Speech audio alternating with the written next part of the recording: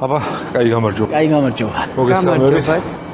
ძალიან დიდი ხანია ეს თვები აღარ მithქვამს, ლადოს უმეჩხუებოდა ხოლმე სტუმართან, როცა ვიწყებ საუბარს, ნუ ამბობ ნერვიულობ, მაგრამ თქვენთან შეხვედრის წინაც ისეთი მღელვარება გქონდა ორივეს. ნელ-ნელა გაგვივლის. იმედია მე არ განერვიულებ. გამარჯობა. გაგიმარჯვეთ კიდე ერთხელ. ძალიან დიდი მადლობა რომ მოიცალეთ ჩვენთვის.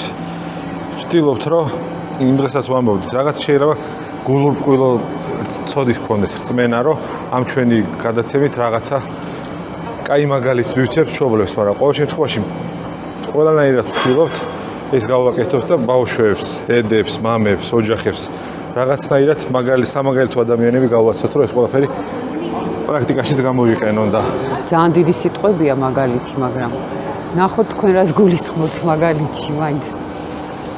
თუნდაც ის ისტორიები უყვარს მაყურებელს ისტორიები ოჯახზე, მამაშვილობაზე. საბოლოო ჯამში ძალიან კარგი ამბავი გამოგვდის. კი, ხო და აი რადგან ისტორიებთან მივედით, როგორც წესი ეგზიუპერს აქვს მე მგონი თუ სწორად მახსოვს, თქვენ ყველანი ბავშვობიდან მოვდივართ და პატარა პრინცი, უფლის წულში. ხო, მოდი დავიწყოთ ბავშვობიდან, როგორც ბავშვობის კონკრეტულ მომენტს გითხავთ.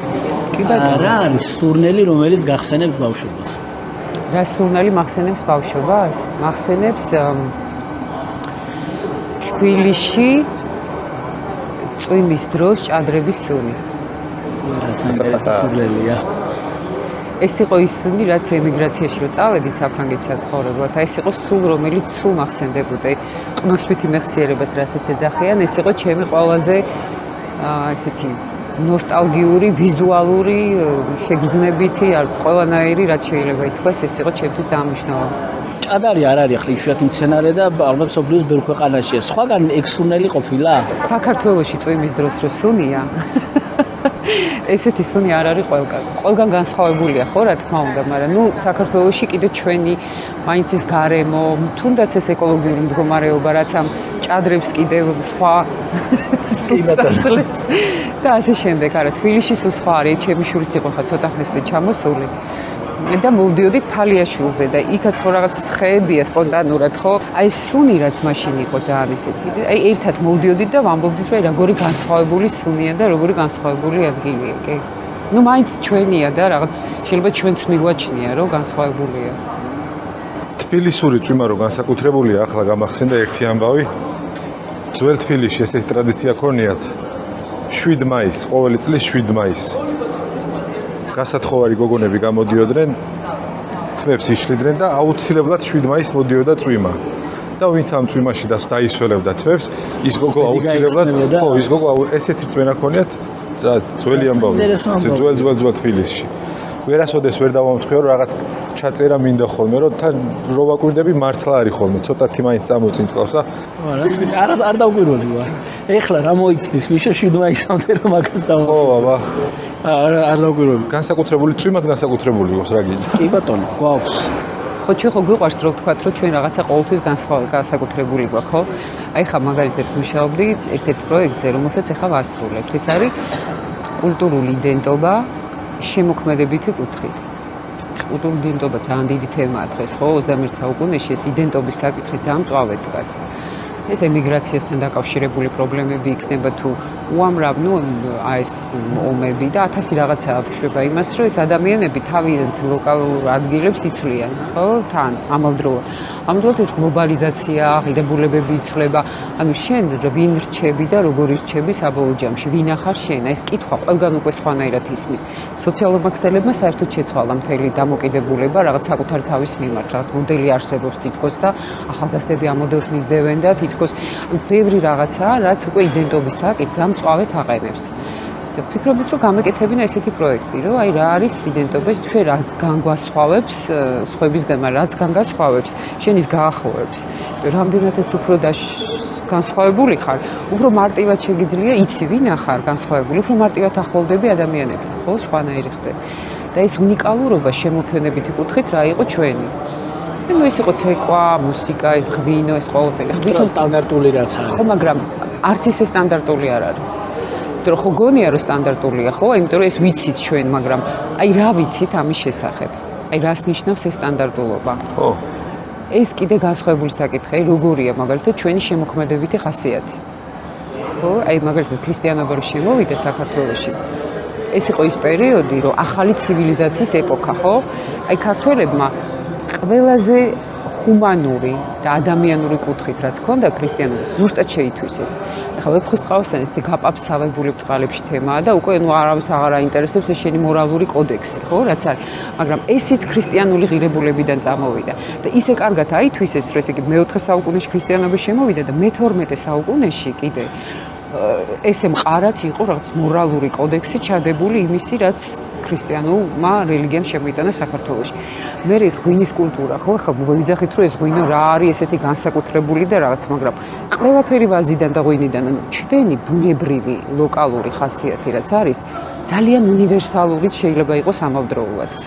აი ეს არის რომ შენ გაქვს რაღაცა უნიკალურობა, რომელიც ამავდროულად უნივერსალურს ხდის, არა მხოლოდ ევროპულს, ხო, ამბობთ რომ ჩვენი ევროპული ხასიათი რა არის? არის ცივილიზაცია ქრისტიანული. ჩვენ ვართ ევროპული ცივილიზაციის, ან ქრისტიანული ცივილიზაციის ნაწილი. აი ამ რეგიონში, რა რეგიონშიც ვარ დღეს, ხო? ამიტომ შენი ხასიათი ძალიან ესეთი ლაღი, მიმღებლური, რაღაც ესეთი ჰუმანური, რაღაც ადამიანის უფლებებზე რო ვლაპარაკობთ, ეხლა რომელ საუკუნე იყო, მე-12 საუკუნე იყო მართლა, როდესაც ჩვენ პირველად სიკვდილით დასჯა ქალმა აკრძალა. და პირველი პარლამენტის ნიშნები გქონდა, როცა კარავი შექმნა დამანო. დიპლომატები ხუაშაკ ცოქალი და კრავაი ჯაყელი, ხო? ანუ არის ბევრი რაღაცა, რაც მართლა შენთვის იყო ბუნებრივი მოცემულობა თითქოს. აი ხო მოდიოდა ხო სხვა გავლენები ქონდა შენ ქვეყანაში, რამხელა გავლენები ქონდა აღმოსავლეთის. ძალიან ბევრი აღმოსავლურია ჩვენთან. რა თქმა უნდა. მაგრამ აი ამ აღმოსავლურზე ძალიან ცოტას ვლაპარაკობთ. ესიც ჩვენი იდენტობის ნაწილია. ქართველებს რაღაც მე მგონი ცოტა უჭირთ იმის დაჯერება, რომ ცოტა აღმოსავლეთიც ხარ. იმიტომ რომ აღმოსავლეთი ძალიან დიდი გავლენა ქონდა ჩვენ აღმოსავლეთ ჩვენზე და ჩვენ ვართ ზუსტად იმ გასაყარზე. ანუ ის ჩვენი ხასიათი არის ძალიან უნივერსალური, რაც არის ეს ევროპული, რაც შეგვიძლია ვთქვა და ამავდროულად ძალიან აღმოსავლურიც. ეს ქმნის შენს ხასიათს და უნიკალურობას, ამიტომ არაფერი მოსარიდებელი არ არის შენ თუ აღმოსავლურიც გაქვს ეს. რა თქმა უნდა, ძალიან დიდი კულტურა აღმოსავლეთიც. რა თქმა უნდა და მე-12 საუკუნის კიდე რომ ამბობ, ვეფხისტყაოსანზე რომ ვლაპარაკობ, ყველანაირი მონაცემი რაც არის ამ იმაში, ლიტერატურული შედევრი იყო მორალური კოდექსის, ხო? პერსონაჟები არაბები არიან. ანუ გავლენა ძალიან დიდი იყო ბევრი მიმართულებით. ხა მე ისტორიკოსი არა ვარ და ეს სიღრმეებში ვერ ჩავალ, მაგრამ რაზეც მუშაობდით, იყო ძალიან მნიშვნელოვანი ხასიათი ჩვენი, რომელიც ძალიან გამორჩეულია ყველასგან. ყველას მექსიკელიც გამორჩეულია თავის ხაზს და მაიასტოვებმა სამყარო შეცვალეს საერთოდ და შეგვიძლია ბევრ ამაზე ვისაუბროთ აქედან გამომდინარე. მაგრამ ის ჩვენი შემოქმედებითი უნიკალური ხასიათი, რომელიც არის დაუმორჩილებელი, დამოუკიდებელი, კავკასია ხარ, რაც არ უნდა იყოს, ხარ მთის ხალხი ხარ თან, ხო, ამავდროულად. ეს შენი იდენტობა ძალიან მრავალფუნქციონალური, შეგვიძლია ვთქვა, მაგრამ შემოქმედებითი კუთხით დანახული იდენტობა კიდე სხვანაირად გაჩვენებს შენ თავს. ამიტომ ეს ქართული ცეკვაზე რომ საუბრობთ, ხო, ეხლა აი ამ პროექტში ჩავსვით ისე რომ ცეკვაში, ქართული ცეკვა 88 ქვეყანა მოიარეს სოფიშვილებმა, 88 ქვეყანა და 88 ქვეყანაში, აი ლასკალაში რო ქონდეთ გამოსვლა 64 წელი იყო დაახლოებით 14 ჯერ გამოიძახეს სცენაზე და გრიგოლ რუბაქიძე ამბობდა რომ ჩვენ ვართ ადამიანები რომლებიც გრიგოლ რუბაქიძე ხა ემიგრაციაში იყო და ძალიან კარგი დამკვირვებელი და ანალიტიკოსი იყო თვითონ ერის ფსიქოლოგიის და ამბობდა რომ ეს არის ერი რომელიც რაინდობის პათოსით იმართება ეს რაინდობაო ჩვენი აი რაღაც შნოიანი ხაზულიაო ჩვენი ხასიათი სამავდროულად ეს მისი რა შემოქმედებითი აღმატებული დამოკიდებულება ყველაფრის მიმართ ხო აი კრეატიულები არიან ნებისმიერი ქართველი არის ძალიან კრეატიული ქართველები ძალიან კრეატიული ხალხია აი ამიტომ ეს ხელოვნებაში კიდე როგორც კი გავლენები შემოდიოდა სხვადასხვა იმპერიების შეგვიძლია ვთქვათ იმ წუთში სხვანაირ ფორმას აძლევდა ამ ყველაფერს და მაინც უნივერსალურს ხდიდა ზუსტად ხო ეს არის ხო ფიროსმანი გაპაფსავებულია მიდიხარ აეროპორტში ჩუჩხელასთან ერთად გაქვს ფიროსმანიც აღარც არავინ არ იცის რატო გაქვს რას ნიშნავს და რამხელა უნივერსალური დატვირთვა ქონდა ამ კაცს ხო რა უბრალოდ ენით აუწერელი ადამიანური იდენტობის შეგრძნება გიჩნდება სრულფასოვანი როცა ამ ნახატს უყურებ უბრალოდ შენც იმის ნაწილი ხდები და ეს ფერები ცხოველებს ხატავდა ისე რომელიც არ ქონდა ნანახი და ეს ცხოველები ისეთი ადამიანური შინაგანი სამყაროთი არის ცხოველები ყავს კეთილი ამავდროულად მაგრამ ამავდროულად აი უნივერსალური შეგრძნებას იწვევს არა მხოლოდ კეთილი, აი რაღაც სრულფასოვანი იდენტობა აქვს ამ ცხოველს. ყველაფერს მოიცავს ერთად. მე შეიძლება მიკერძოებული ვარ, ერთ მიყვარს ეს ჩემი ყველგანა. მაგალითად პირველი ფილმი ამაშუკელმა, რომ გააკეთა დოკუმენტური ფილმი, პირველად კინო შეიქმნა, იმიტომ რომ ის იყო რაღაც კომერციული მანქანა, ფოტოს შემდეგ გადავედით ვიზუალურ ანიმაციაზე და ასე შემდეგ. პირველი მსოფლიოში ფილმი, რომელიც იყო საზოგადო მოღვაწეზე, ეს გააკეთა ამაშუკელმა.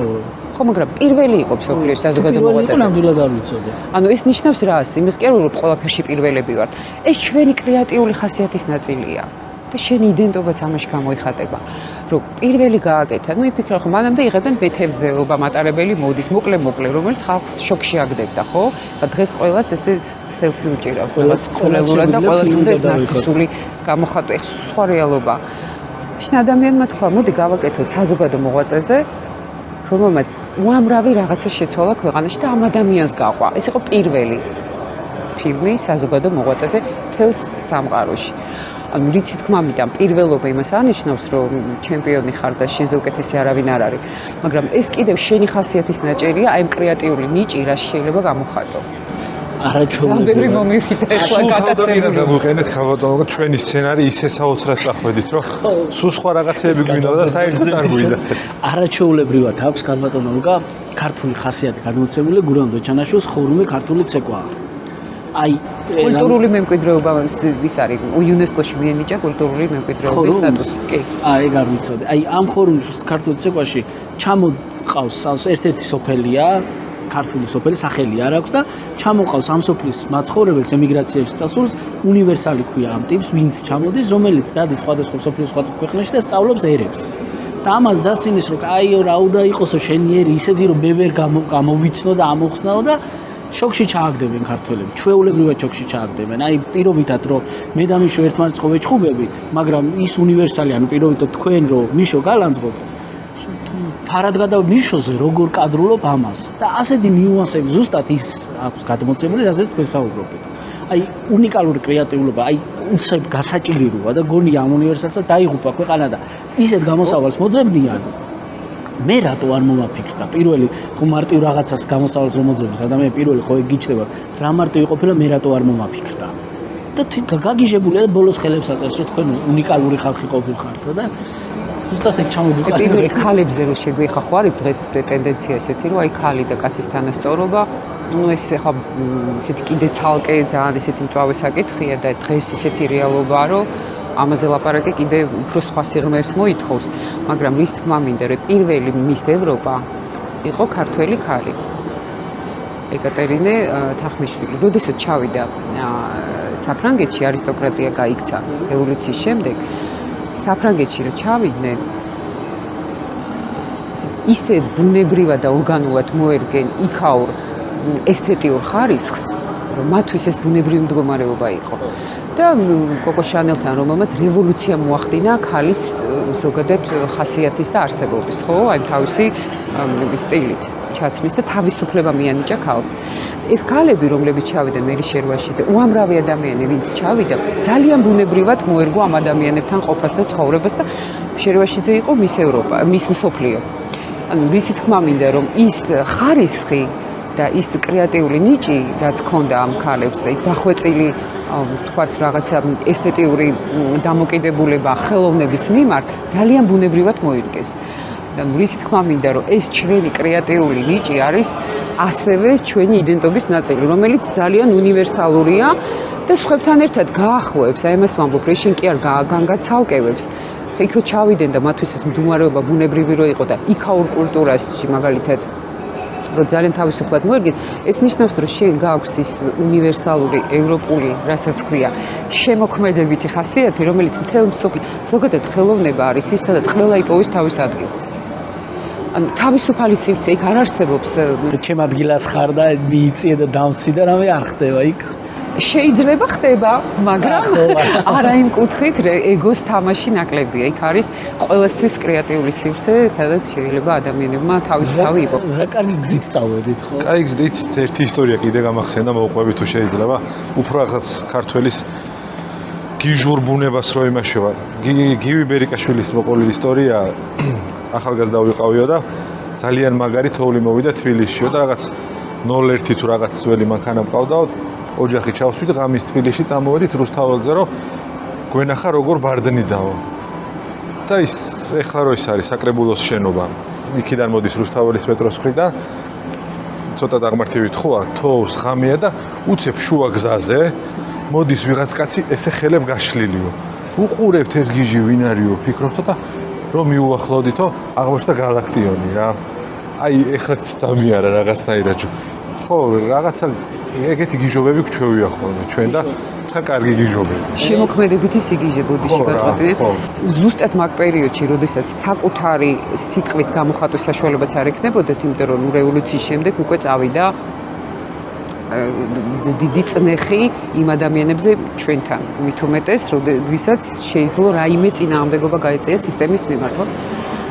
ზუსტად მაშინ იყო რომ ესეთი ადამიანები აი ამ დაფარულ და ჩაპრესილ სიტუაციაში ისეთ საოცრებებს ქმნიდნენ რომ ეს იყო ზუსტად ის პერიოდი როდესაც ქართული კინოში ჩემი ბებია მაგალითად ხო ფილმი რომელიც არის უბრალოდ მიქაბერიძის უნივერსალური შედევრია რომელიც თელს სოფლიოს კინოსკოლებში აჩვენებენ როგორც მასტერ-კლას ბიუროკრატიაზე გადაღებული ფილმის. აი რას ნიშნავს მას? ვიზუალი და ისეთი ესთეტიკა და ისეთი გადმოცემის ხარისხია, რომელიც დღესაც ძალიან აქტუალურია. ეს ყველაფერი იმას ნიშნავს, რომ შენ გაქვს ძალიან დიდი შემოქმედებითი ნიჭი უნარი, რომელიც შეიძლება საზღვრებგარეთ იყოს და ეს არის შენი იდენტობის ერთ-ერთი ნაწილი.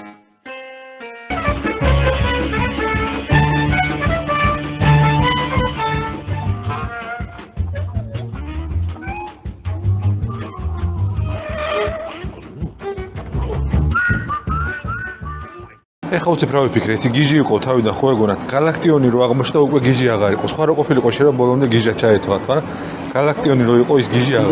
რაც ეპატიოება ხარს, იუპიტერს არ ეპატიოება ხარს. ბიჭო, ერთი გიჟობა ჩვენს გავაკეთეთ. ჩვენი მეგობრების ხსენება. ხო, თავდაყირა დაგვიდგაბეთ ყველა. ჩვენ ყავს ორი არაჩვეულებრივი პარტნიორი, კომპანია F1, რომელმაც ჩვენი ტექნიკა გააძლიერა და კომპანია დუგლაძეების ღვინის კომპანია, რომელიც გვერდში გვიდგას და გვამხნევებს თავის არაჩვეულებრივი სასმელებით. და სიურპრიზი მერე, ხო? სიურპრიზი მერე.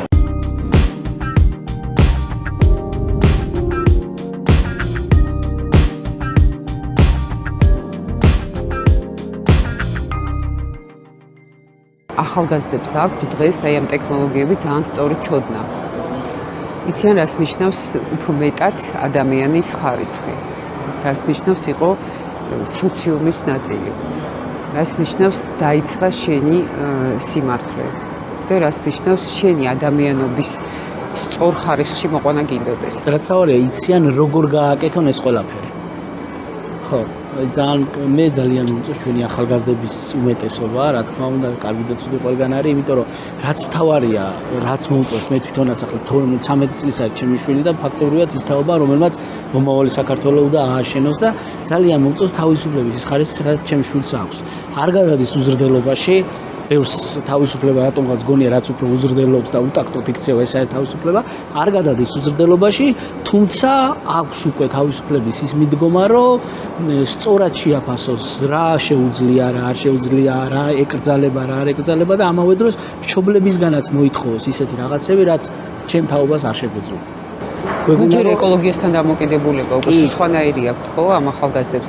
მე მაგალითად სინათლის სახში რომ დამრჩეს შუქიანთებული, ჩემი შვილი გიჟდება, რომ აი როგორ პლანეტა იწვის და ხო იმიტომ რომ იმან იცის რომ ის რესურსი ერთ დღეს ამოწურვადია. ჩვენ თაობა სოხონ სინათლე ყოფილიყო და იმას როგორ ჩავაკროვდი. ესეც არის, რა თქმა უნდა. ხო და არავინ არ ჩააკროვდა. კი, თვითგადარჩენაზე რო ადამიანი ეს მეორე საკითხია უკვე შენ.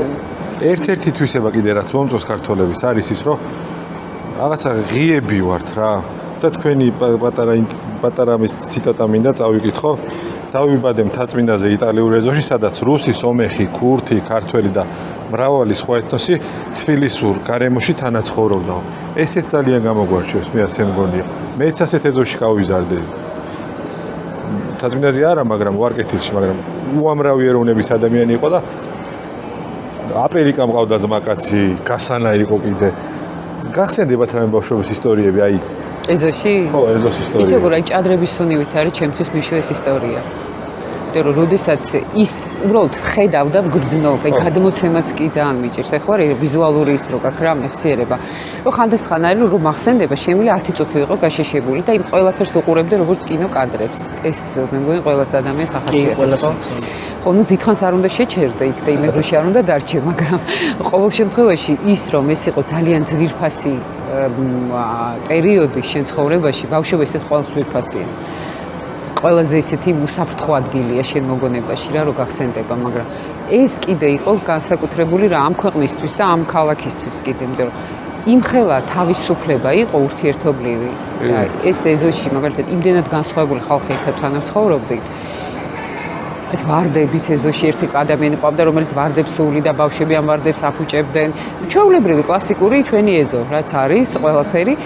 ეს ადამიანები მე ერთმანეთთან როგორ ურთიერთობდნენ, როგორი თანადგომა იყო, შეიძლება ძალიან კლიშედ ისმოდეს, მაგრამ ის რაც ადამიანებს ძალიან აერთიანებდათ, ეს ყველაფერი იყო ამ ეზოში, სადაც ვიყავ. ну რა შეს мама ჩემი იყო და ну мама ჩემი იყო აბსოლუტურად არა როგორ ვთქვა ძალიან ცდილობიანად რომ გამომივიდეს ნაკლებად ცოტა ანტისოციალური ადამიანი იყო რა შეიძლება ვთქვა და იყო ადამიანი რომელიც არანაირ სისტემას და არანაირ წესებს აი ესეთ საზოგადოებრივ წესებს მაინდა-მაინც ვერ ემორჩილებოდა ერთადერთი ჰქონდა თავისი ღირებულებები ეს რაღაც მორალური კოდექსი მასაც და აქედან გამომდინარე იყო მისი პრიზმა ხედვის. მთელი უბანი იყო მისი მეგობარი, ზოგი იყო პროფესორი, ზოგი იყო მაშინდელი ეს ქურდი და არავის ათასნაირი ჭრელი ხალხი, რომელიც მის წიგშიც მზემთავრდა პურიზმანა. ძალიან კარგად გამოიხადა. ესე იგი ეს ადამიანები მაინც ახერხებდნენ ერთად თანაცხოვრებას, ხო? ანუ ეხა საშოვარზე გასვლა დიდად მაშინ არ ჭირდებოდა იყო საბჭოთა სისტემა, რომელიც რაღაცა გარკვეულ მოცემულობაში გაძლევდა არსებობის საშუალებას და შენ იმ სისტემაში უნდა გეცხოვრა, ხო? შენ იმის იქით ეხა მაინდა-მაინც ვერ წახვიდოდი. ამიტომ ეს ხალხიც ბევრმა იცოდა ეს, ბევრმა ვერ ხვდებოდა, მაგრამ აი ეს გარემო რაც იყო, აი ესეთი ანიმაციური და ძალიან ესეთი ბედნიერი, მე ძალიან კარგად მახსენდება. იყო რაღაც ძალიან კარგი. მამა ჩემი კიდე ნუ სხვა ტიპი იყო, კიდე სხვა ტიპის მეზობლები იყვნენ. ძალიან კარგი ხალხი იყო. რამე თამაშობები თუ გქონდათ ბავშვობაში, რომელსაც თქვა დღეს სიამოვნებით იხსენეთ და თუნდაც თქვენ შვილს ასწავლეთ? არა. მე საერთოდ მიჭირს რამე ვასწავლო ჩემ შვილებს. იმდენად დამოუკიდებელი ხასიათი აქვს. თან საფრანგეთში გაიზარდნენ და ну თავისუფლების მასშტაბი ხენ ქვეყანაში მინდა გითხრათ რომ ყველა ნებისმიერ ცხოველიდან დაწყებულ ადამიანს თავისუფლებაზე შეუძლია ისაუბროს და დაიცვას. ამიტომ ეს თემა, თავისუფლების თემა ძალიან მნიშვნელოვანია და მე ძალიან მიჭირს რაღაცა რომ მე მგონია რომ ალბათ საუკეთესო ვარიანტია იყო მაგალითი.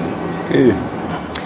და მე უკვე ამ მაგალითზე ჭიდილია რომ აი მე რამე ხარ მეშლება ისეთი რომ ყველას ეშლება მშობელ შვილთან. ამ ცილებ ყველას აქვს რაღაცა ხარვეზი. რა კარგი რამე თქვით. რომ ყველა მშობელს რაღაცა გვეშლება, გონია რომ სწორს ვაკეთებთ, მაგრამ აუცილებლად გვეშლება. კი, ხარვეზი ყველას აქვს. მაგრამ ეს არის თუ შენ მაქსიმალურს აკეთებ შენსაც. აი მაქსიმუმს. ცდილობ რომ მაქსიმუმი გააკეთო, იმის იქით აღარ გაქვს რა საშუალება. აი აღარ ახარ იმის იქით დამთავრდა. მაგრამ მაქსიმუმს აკეთებ. ამ შემთხვევაში აუცილებლად ამას შვილი დაინახოს. შეიძლება დღეს არა ხვალ დაინახოს ზეგ, მაგრამ შენ მაქსიმუმს აკეთებ შენი შვილისთვის და იცი რომ შენს თავს გირჩევნია და შეიძლება სიცოცხლე იმ წუთში დათმო, იმიტომ რომ შენ შვილს დაჭირდება ეს. ამას შვილი აუცილებლად ხედავს. და შენ რა ღირებულებებით ცხოვრობ, რას აკეთებ, როგორი იქცევი, რა არის შენი ცხოვრების სტილი, ამას შვილი ძალიან კარგად ხედავს და მე იმის მიხედვით თავისას რაღაცას ძერწავს. თავისას მიამატებს, ცოტას მოაკლებს და თავის ქანდაკებას გააკეთებს. შეგრიცხავს რაღაც პერიოდში, გაგრიყავს, მე ისევ შემოგიერთდება. განსაკუთრებით გარდატეხის ასაკში და რართული ყოფილა.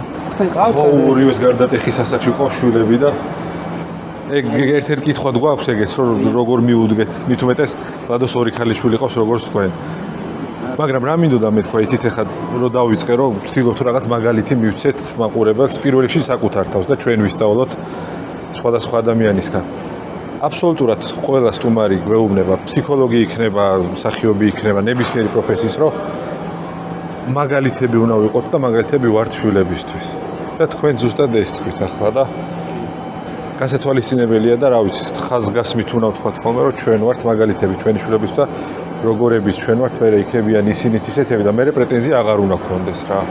შეიძლება განსხვავებულებიც იყვნენ, განსხვავებებიც იქნებიან, ბუნებრივია, მაგრამ ცუდი ან კარგიანად მაინც ის არის რა, მშობელი არის ძალიან მნიშვნელოვანი მე მგონი და ძალიან დიდ გავლენას ვახდენთ. ხო, ძალიან დიდ გავლენას. ხშირად ისე რომ ვერც ვაცნობიერებთ და თვითონაც ვერ აცნობიერებთ. კი, და დიდ ასაკში უკვე ამან შეიძლება ძალიან ნეგატიური როლი ითამაშოს.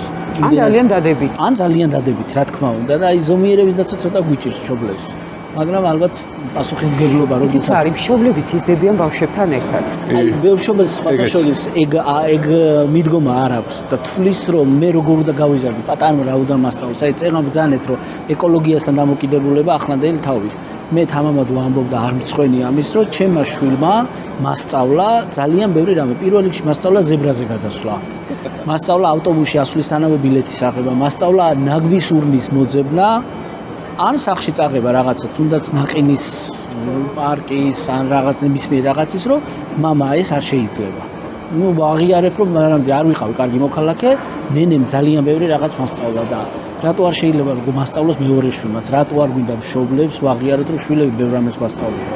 იცით რა არის, მე მგონი ბალანს მართალია ეს, მე მგონი ბალანსი არის, ხო, ჩემი შვილები მაგალითად ბევრ რაღაცაზე, ისეთ რაღაცაზე ბაძლევენ თქვათ რჩევასაც, ან ისეთ რაღაცას უარყოფენ უცბად ჩემსას, თქვათ რომ ესე არა და მე გაფიქრებს, ანუ გამოდის რომ გაწონასწორებენ საბოლოო ჯამში რეალობასთან და იმდენად მნიშვნელოვანია მათი აზრი, შეიძლება ისინი ვერ ხვდებიან, რომ ჩემთვის ძალიან მნიშვნელოვანია, შეიძლება ძალიან ბევრი მოსდით და მე ვცდილობ რომ მეც ჩემი თავი დავიმკვიდრო მათთან ერთად და ისე არ არის რომ უკვე აწიმათიციან ყველაფერი, ესეც არ არის, თქვათ ვერ გადაკლაპავენ, მაგრამ მცდელობა არის, ხო, აუცილებლად არის. ამის ძალიან დიდი მცდელობა, იმიტომ რომ რაღაც ასაკში გონია შენ რომ ყველაფერი იცი. შენც ამავდროულად იზრდები და შენც უნდა თქვა რომ ისი რამან კი იცის, მაგრამ მოიცა მეც ხო გზადაგზა ვისწავლე. და აი ამ ჭიდილში და აი ამ იმაში ძალიან თან მშობლებს ალბათ გამოცდილებაც გვიმაგრებს, იმიტომ რომ იმ ასაკში ვიყავით, ის მიდგომები ჩვენს ჰქონდა, ეხლა იგივე ჩემი შვილის გარდაქმნის ასაკი. მეც ჰქონდა ზუსტად ისეთ რაღაცებს განერვიულება, რაზეც ის ნერვიულობს. მეც მეგონა რომ აი რატომ აძლევს მამამ, თქვა რატომ მეუბნება რომ ეს არ არის კარგი, მე ხო ვიცი, მეც მეგონა ეგრე.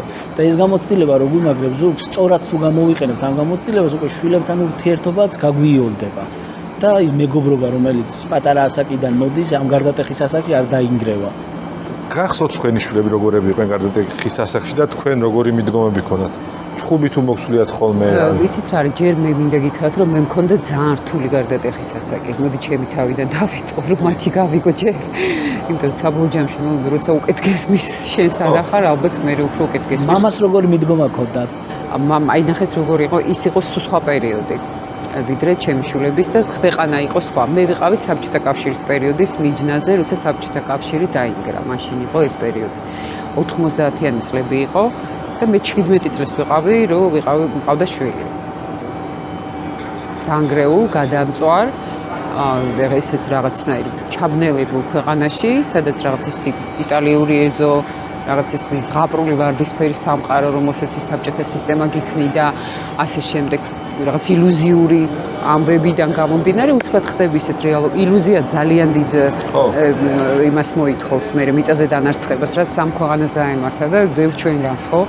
ამიტომ მამა ჩემი რასაც ცდილობდა ძირითადად ჩემს დიდი დახმარებით, რომ ჩვენთვის მე ყოფილიყავი დაცული. მაის პერიოდი იყო, გოგოებს იტაცებდნენ ქუჩაში. ეს იყო 90-იანების დროს დაიწყო. მანამდე არავინ არ იტაცებდა საბჭოთა კავშირის დროს და ქალები იყვნენ ძალიან ბევრად უფრო ლაღები, თავისუფლები, ბევრად უფრო ვიდრე უცებ დაიწყო ამ ქალების მოტაცება, უცებ დაიწყო რაღაცა კაცების ქალებზე გაბატონება, რაღაცა ყრელობები დაუსრულო. ქვეყანა აირია, დაიწყო ომები და რაღაცა სიგიჟის პირას მივიდა. ეს ქვეყანა, რომელსაც რაციონალური ახსნა არ აქვს, ხო? ნუ ხა შეიძლება მიზეზები ვიცით ეს რატომ მოხდა და ეს კიდე ცალკე საკითხია, მაგრამ ის რომ ჩვენ ამ რეალობაში მოვხვდით, ხა მამიჩემისთვის რა იყო იქ მთავარი, იქ უკვე აღზრდა, გამოზრდა, დილას როგორ მოგიდგე და საღამოს როგორ დაგელაპარაკო არ იყო. იქ იყო ის რომ შევდა დაცული ყოფილიყავი საბოლოო ჯამში. ამიტომ მამიჩემისთვის მნიშვნელოვანი იყო რომ თან ქალი მაგ პერიოდში ხო წარმოგიდგენიათ, კაფე არ იყო, სადაც ქალი შევიდოდა და ჩაჯდამოჯდებოდა, იყო რესტორნები. აზია რა, აღმოსავლეთი ხარ, ჩვეულებრივი აღმოსავლეთი ხარ, რითი განსხვავდებოდი, მე ვერ ხვდები. ანუ ჩვეულებრივად მიდიოდი რესტორანში, თუ კაცი უნდა ყოფილიყო, რომელიც შენ წინ გაგიძღვებოდა ამ ყველაფერში და ну მე რაღაც სადღეგრძელოს დონეზე აღმატებული შენი მიმითი ბისი სულიერი დამოკიდებულები ჩვენს მიმართ ეს სუფრაზე გადმოინთხეოდა ეს მე ვიძახე ცოტა პოეტური კუთხით, ცოტა ხუმრობით, თორე, ну იქ უამრავი დედალი არ იყო საშინელი, ბევრი რაღაცა კარგი იყო, ბევრი არა, მაგრამ რისი თქმა მინდა რომ უბრალოდ ჩვენთვის, ქალებისთვის ადგილი ძალიან ცოტა იყო იმისთვის, რომ შენ თავისუფლად რაღაც ამ გეაზროვნა, შენი სიტყვა გამოგე, გარემო არ იყო ამისი. ინგრეოდა ქვეყანა, დანგრეული იყო ყველაფერი. რა დროს შენ სიტყვით და გამოხატული. კაფეც არ იყო, რესტორანი არ იყო, ხალი სადაც მარტო წავიდო და კაფეში დაждდებოდი სიმშვიდის პერიოდშიც, ხო, ესეც არ ხდებოდა. ამიტომ ჩვენთან რა იყო? ჩვენთან იყო წიგნი, სახში ძალიან ბევრი დედაჩემის ბიბლიოთეკები იყო, მაშინ ეს ყველა უბანში თავისი. დედაჩემს მოქონდა ხურჯინებით მოქონდა წიგნები, თუ არ მოქონდა ბიბლიოთეკაში, ყველა ბიბლიოთეკაში ჩაწერილი ყავდი, დედაჩემ ძალიან საყვარელი და ესეთი ძალიან ერთგული ადამიანია, ძალიან უშუალო თან. ამიტომ ეს ხელოვნების და მუსიკა, კინო, მუსიკაზე დავყავდით, როგორც ყველა საბჭოთა ბავშვი დადიოდა მუსიკაზე, ბევრი ბავშვები დაყავდა დედაჩემს და ეს პატარა ქარხანა ქონდა სახში მოწყობილი. და მამაჩემი ცდილობდა, რომ ეს პატარა თავისი მიკროსამყარო ქარხანა გადაერჩინა ამ ოჯახში. ეს გოგოების თავისი გოგოობა იმ პერიოდში შეენარჩუნებინა, ხო? მაშინ იყო რაღაცა, ხო, ძალიან რთული გარემო იყო, სიგიჟე იყო ჩვეულებრივი. და მე მახსოვს, რომ ჩემი ერთ დღესაც ჩემი პატარები ვიყავით თინეიჯერები, მე და ჩემი მეგობარი, ეს მე-9 სართულზე ცხოვრობდა, მე მე-3-ზე. და გვერდზე უბნის ბიჭებმა მოგვაკითხეს იმისთვის, რომ რაღაცა ეხა ვედენხა რო არის, იქ იყო გამოფენა. მაშინ პარკი იყო რაღაცა და იმ პარკში გადავსულიყავით და რაღაცა უბრალოდ ვიჯექით, აი ჩვენ რო ვზივართ ეხლა. ამჩემა ეს რო შეიძლება გადაილიოს ამას რო ყვებ, მაგრამ მაშინ იყო იარაღის ტალების უფლება ქონდა და მამაჩემი, რომელიც იყო სრულიად გადაფარებული ამ ოჯახზე და გოგოების სტანდარტიან და რა ხდება ქვეყანაში, ისე პასახში არ ვარ. მოდის და გადმოვარდა გამოფენაზე მაიარი და ხედავს რომ ორი თინეიჯერი გოგოს ის ორი თინეიჯერ ბიჭთან. აი ამ იარაღის გნებით რო გაგვაქანა სახლში. მას შემდეგ არც ერთი თინეიჯერი ბიჭი ჩვენ სახლს არ გამოჩენილა. და საერთოდ მე 53 სკოლაში დავდიოდი და ეს იყო ეპიცენტრი, ბევრი ძალიან ცუდი იყო ამ პერიოდში ამ სკოლაში და ну ბევრი კარგიც იყო რა თქმა უნდა, იმიტომ რომ ეხლა ბევრი კარგიც ხდებოდა იმ პერიოდში, მაგრამ ზოგადად სკოლა იყო აი თუ რაიმე საბჭოთა ცუდი თვისებები შეიძლება ქონოდა სისტემური აღმზრდელობითი გარემოს და საგანმანათლებლო გარემოს იქ ბევრი რაღაც ესეთი ხდებოდა რა, იქ იყო რაღაც პრივილეგიებით დალაგებული სიტუაცია, იქ ცოტა კორუფცია, ცოტა რაღაც, მოკლედ უამრავი რაღაცა იყო ის ცუდი, რასაც ახალგაზრდობაში და პატარა ბავშვობაში უცებ შევეხეთ ჩვენც, ხო, ესიც იყო, ამისგანაც უნდა დავეცოთ.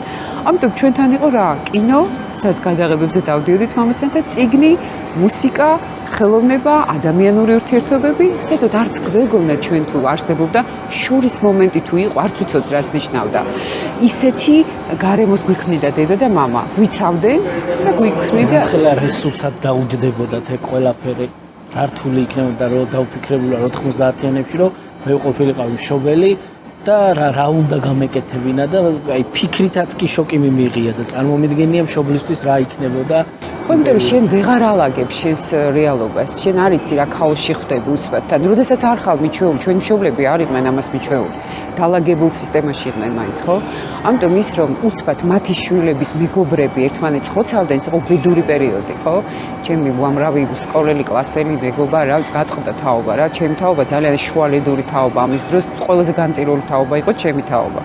მერე კიდე უფრო დაალაგდა და მანამდე კიდე უფრო იწყა. ჩვენ ვიყავით მაინც ყველაზე გაჭყლეტილი თაობა ისეთი, რომელსაც ეს ომები, ეს კლანური უბნური სიგიჟეები, ეს ამ შემთხვევაში მშობელი როგორი უნდა იყოს? აი რა უნდა მოვამტყუნებ ბატონ თემურს? არა, ბატონ თემურს მე კი არ ვამტყუნებ, უბრალოდ ვფიქრობ, რომ ესეთი ხასიათი რო არ ქონოდა. მესმის ასაზრდელებით და მე როგორც ორი გოგოს მამა ვერ ვამტყუნებ, რომ იქ მოვიდა იმ ორ თინეიჯერ ბიჭთან.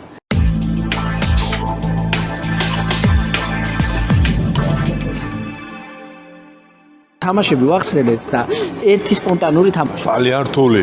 ძალიან რთული, მაგრამ ამავე დროს ძალიან მარტივი. ესე იგი, თამაში გვაქვს როგორი, იცით, ბატონი თემურის შემოქმედებაზეა დაფუძნებული. გაჩვენებთ ემოჯებით რებუსს და უნდა მივხვდეთ რომელი ფილმია. ზოგის რეჟისორია, ზოგში როგორც მსახიობი ისე და ზოგში აი ამას რო ემოჯი დაარქვის, სვანები რო ნახავენ, მე არა ორ პასუხისმგებელი. ამის ემოჯი. მოკლედ პირველი კითხვა, რა ფილმია ეს?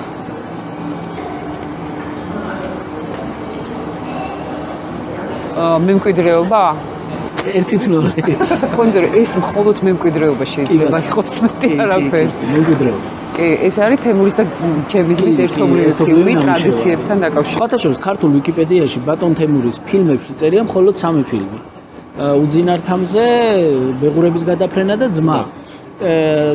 IMDb როა, იქ ვნახეთ, რომ უფრო მეტი, ანუ მე ვიცოდი, რომ ბატონი თემური მაგაშიც იყო ჩართული, მაგრამ ვიკიპედიაში რო არ ეწერა, ძალიან გამიკვირდა და იქ უკვე წერია. ხო, ეს არც ვიცოდი, იმიტომ ეს ერთობლივი ფილმია გელას და თემურის, კი. ერთი თროლი, გვიგებთ. ახლა შემდეგი, ამას ეგ მარტე. ვარა, აი, ჩემი უსაყვარლესი ფილმია. თუმცა ამაზე საყვარელიც მაქვს ბატონი თემურის. მანახეთ. თვითფრინავი თვითფრინავად ნუ აღიქვამთ მოდი.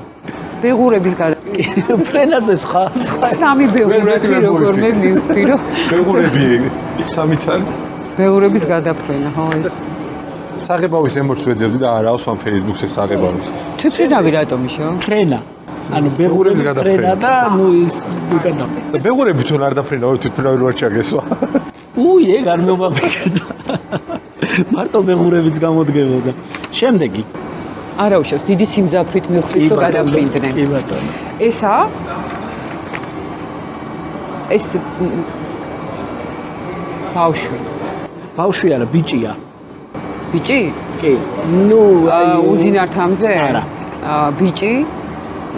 ხო რა, ბიჭი კაცი. ხიმილის ბიჭები? არა. თემური თამაშობს. არა. ბავშვი. შენ ხო უნდა მოვიგოთ ერთი ტური? რა თქმა აბა უნდა. მოიგეთ. ძმა. ძმა. 2-1. ეგ არის. ეს პატარა ძმა. ხო, აი სხვა ემოჯი ვერ მივხვდი როგორ გავუკეთებდი. აი ეს მოწონს მე ყველაზე მეტად. ეს ხო, მაგრამ ეს იყო ფილმი, რომელიც ეპირად ვიცოდი თავისი. ყველა ფრაზა და მართლა და მე მგონი ვერ გავიხსენე სხვათა შორის ხადო მამაშვილობაზე ქართული ფილმი. ამ ჯერ მოდი არ თქვა და მე ვისაუბროთ ეს ფილმიც რო გამოიცნოთ. ნუ ვირთხას თუ დავინახავ. ძინართამზე. ძინართამზე. კი. კი ბატონო, 3-1. ოკეი. ვაუ. ესა? ბომბი და ადამიანი. სწორმა ვერსიამ გაიჟღერა ერთხელ. წეღა. წეგან გაიჟღერა. ღიმილის ბიჭები ფილმი? ხო. ეს ღიმილის ბიჭები იყო ჩემ ბავშვობის ერთ-ერთი საუკეთესო ფილმი. არა ჩოლებრივი. და ერთი ტანკი უფრო ძლიერია თუ ორი თუ როგორ არის? გააჩნია რა შემთხვევაში? გააჩნია რა შემთხვევაში, ხო, ეს მართალია. 1001 მზარეულის კულინარის კი ბატონო. ამაში თემური იყო პროდიუსერი. კი, მან იყო პროდიუსერი იყო და ანუ ძმა ბეღურები და უძინართამზე რეჟისორი და ის მემკვიდრეობა, ღიმილის ბიჭებში მსახიობი და აქ პროდიუსერი. კი ბატონო. ჩვენი გამიკვირდა მურტალოს ფოტო რო არ. სპექტაკლში არის მურტალოს როლი. მურტალოს როლი რო არა. ეგ აღარ იმას. ეს შეჩის მურტალოზე თუ ვილაპარაკეთ ბავშვობაზე რომ მკითხეთ, ახლა გამახსენდა პირველი მამაჩემი სულ იყო ჩემთვის ტელევიზორში რა. ნუ სულ რაღაც იქიდან მოდიოდა ეს ინფორმაცია და პატარა ვიყავი, როდესაც გამოვიდა კუკარაჩა. და მთაწმინდაზე ვცხოვრობდა ამ კუკარაჩაში ნოდარ დუმბაზის ნაწარმოების მიხედვით თემურ ჩხეიძის არაჩვეულებრივი კასტინგით ძალიან ძლიერი ხელოვანები მუშაობდნენ მაგ პერიოდში ყველა ერთად და ეს იყო ძალიან დიდი სკოლა. და უყურე ხო ბავშვი ვარ ამდენს ვერ ვხვდები და ხედავ რომ ქალი ინგა ასხავს სახეს შამპანიურს მამაჩემს და ნუ მამაჩემი ამისგან ისე მე მახსოვს ერთი თვეს განმავლობაში ვიყავ ტრანვირებული და ვტიროდი რომ როგორ მამაჩემს ვინ გაუბედა და მიასხა ეს შამპანიურის სახეში რომ ესეთი ამ მდგომარეობაში ჩააგდო და ნუ მიხსნიდან ეს ფილმია და ეს ყველაფერი, მაგრამ ნუ მე ჩემზე ძალიან იმოქმედა და ეს იყო მურტალოს პერიოდი, კიდე ნუ ცალკე პერიოდი იყო, იმიტომ რომ მაშინ იყო ზუსტად აი ცოტა ეს გაგებები რაც ამ მურტალოშია და მახსოვს სოხუმში ვისვენებდი, ძალიან პატარები ვიყავით ბავშვები, ჩემი დაჯერ არც იყო გაჩენილი მაშინ და არა ჩემი და ძალიან პატარა იყო და მამაჩემი შემთხვევით დაიჭირეს იმაში სოხუმში, რატო?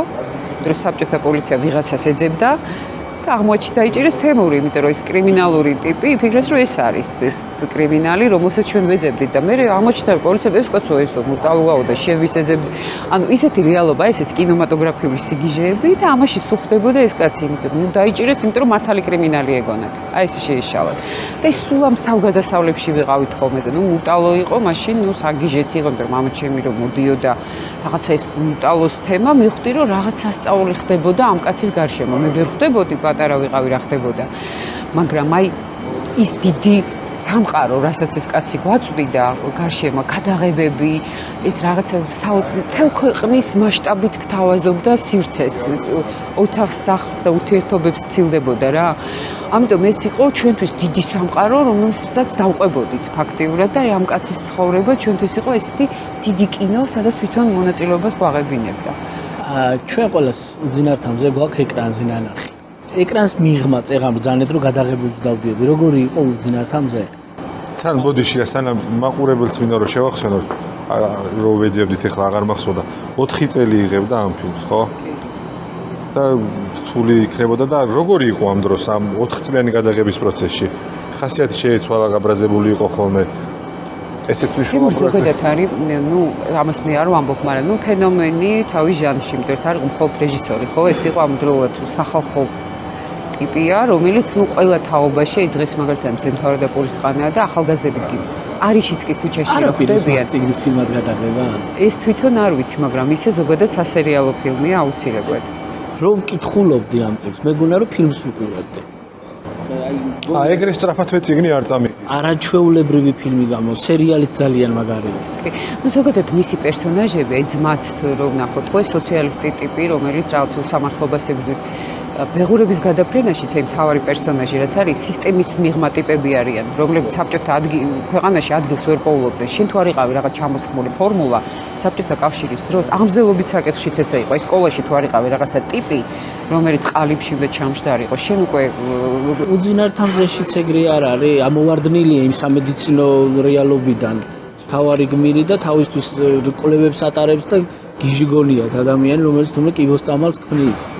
და ის ბიჭებიც მართალია და ის ბიჭიც ვინც აი ის პერსონაჟის თავარი დათოსპერ ეს ტიპები ყოველთვის არიან სოციალური სისტემის უსამართლობის მიღმა დარჩენილი ტიპები, რომლებიც კარგი ადამიანები არიან ყველა ვარიანტში, იმიტომ რომ რაღაც ეს ჰუმანური თვისებები გააჩნიათ როგორც ადამიანებს. ეხლა მე უკვე როგორც ცდილობენ ცხოვრებაში თავის დამკვიდრებას, ყველა თავისას ცდილობს, ხო? იქ რაღაც ფრაზა ერთი რომ ვინას მოგცემს თუ არ წაართვი.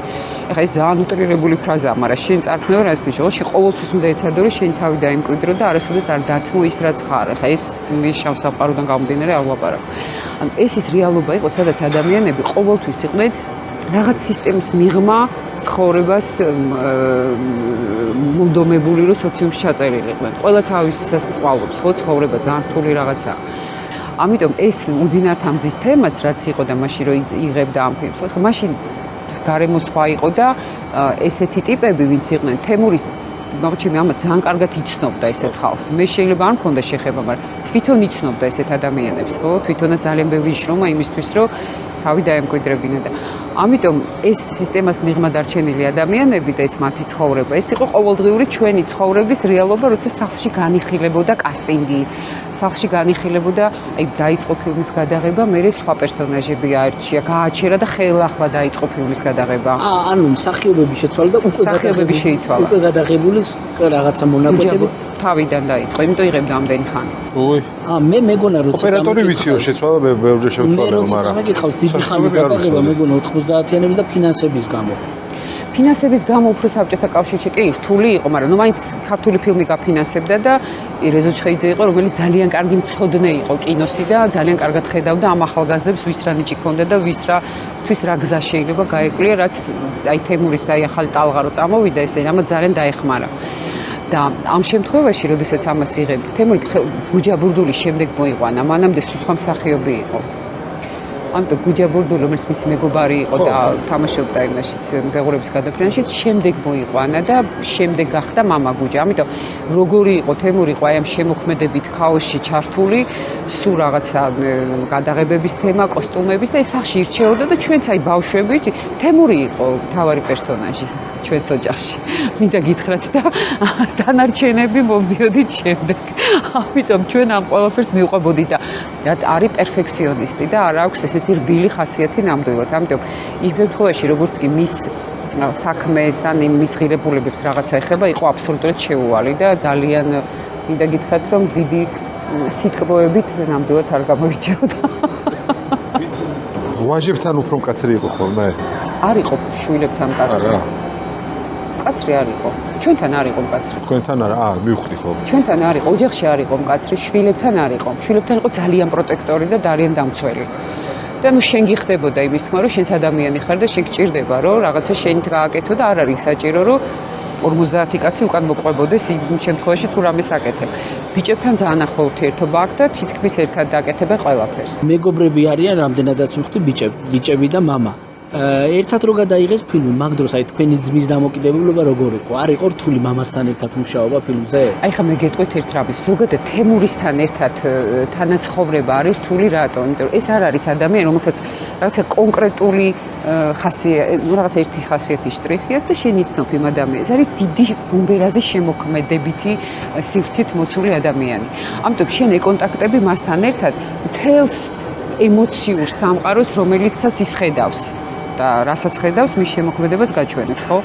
ამავდროულად შენ ეკონტაქტები მის ღირებულებას, რომელიც მე მოკლე მაგალითს გეტყვით, რატო არ რთული თემურისთან არსებობა, იმიტომ შენ მთელს რაღაც დიდ ინსტიტუცი რაღაც დიდთან თანამშრომლობ და საუბრობ და არა უბრალოდ ადამიანთან, რომელსაც აქვს ესეთი შენთან ერთად თავისუფალი მარტივი შეგრძნებები. თემურისთან ყველაფერი დიდ მასშტაბს იღებს. ქვეყანაც ესეთი იყო, აი ჩვენს პატარები რო ვიყავით, აი ყველა იცნობდა და ესეთი შანსი ჰქონდა მაინც რომ რაღაც ესეთ გარემოში ყოფილიყავით, რაც ჩვენთვისაც საინტერესო იყო, მაგრამ გთავაზობდა ამ ხელა ქვეყანასთან. ეს არ იყო რომ რაღაც აი მოკლე სივრცეში არ იკეტებოდი რა მასთან ერთად. ამიტომ ეს ბევრად უფრო რთულია, ვიდრე რაღაცა მარტივ ურთიერთობაში შეგიძლია ადამიანთან შეხვიდე და შენც უფრო მშვიდად ახარ, ხო ამ შემთხვევაში. მამას სახელით გისარგებლიათ? შენ თვითონ ქონდა იმის შეგრძნება, რომ შენ თვითონ რამე არ გაგეფუჭებინა ისეთი თავმოყარეობა ქონდა ალბათ ამას ქვია, რომ შენც რაღაცის გაკეთება შეგიძლია და შენ შეგიძლია რაღაცა გააკეთო. ეს არ არის სარგებლობის თემა. მეც გვარი მაქვს, მიცნობენ ხო? კარები შეიძლება გაგიღონ გვარის გამო, რაღაც გამო, მაგრამ რამდენი ხანი 10 წუთი.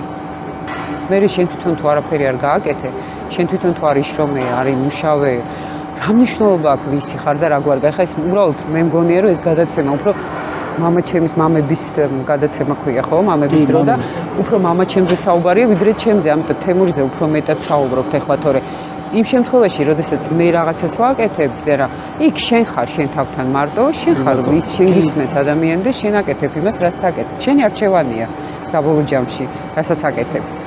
იქ ვისი შვილი ხარ, თუ შენ ირჩევ რომ იმის შვილობით იცხოვრო მთელი ცხოვრება, იმიტომ რომ აი თქვენ როგორც თქვით რომ მივედი უნივერსიტეტში და უფრო რთული აღმოჩნდა და უფრო კომფორტში დარჩე, ისიც შენი არჩევანია, კი არავინ არ გაკიცხავს ამის გამო.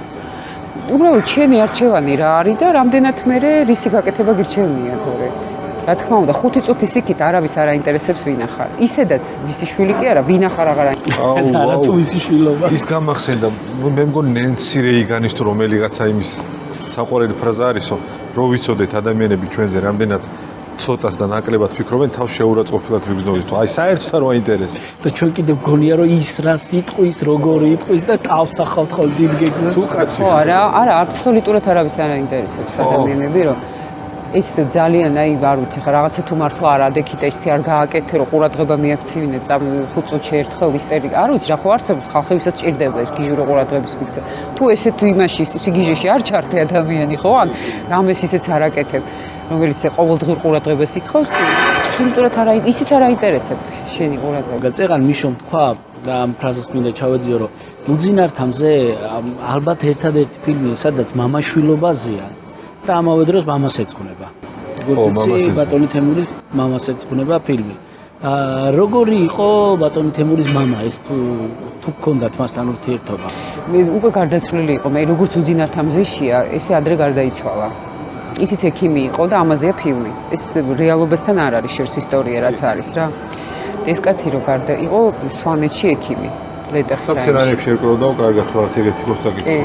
ძალიან კარგად ერკვეოდა სცენარებშიც და ზოგადად იყო ძალიან კარგი ექიმი რეგიონში. და ეს მაშინ კიდე როგორი ის იყო რა ცოტა უფრო ეს რეგიონალური კულტურა კიდე ძალიან კარგი იყო და ძალიან კარგი იყო რაც ხო ქართულ ფილმებში სადაც რეგიონალური იუმორია კულტურა ის სილაღე რაც არსებობს ქართულ კინოს რაც ახასიათებს ხო ეზოპეს ენის მიუხედავად ეს კიდე ცალკე თემა ის შენი ხასიათი და ის ძალიან მნიშვნელოვანი იყო ამიტომ ეს კაცი ძალიან საყვარელი კარგი რაღაც ადგილობრივი ექიმი იყო რომელიც ძალიან კარგი ტიპი იყო უყვარდა ძალიან რეგიონში და როდესაც თბილისში გადმოვიდნენ საცხოვრებლად ესეთი რაღაც დაემართა და მალევე გარდაიცვალა. ამიტომ თემური დარჩა მარტო დედასთან და თავის დასთან ერთად და უხდებოდა როგორც ფილმში ოპერაციის შედეგად გარდაიცვალა.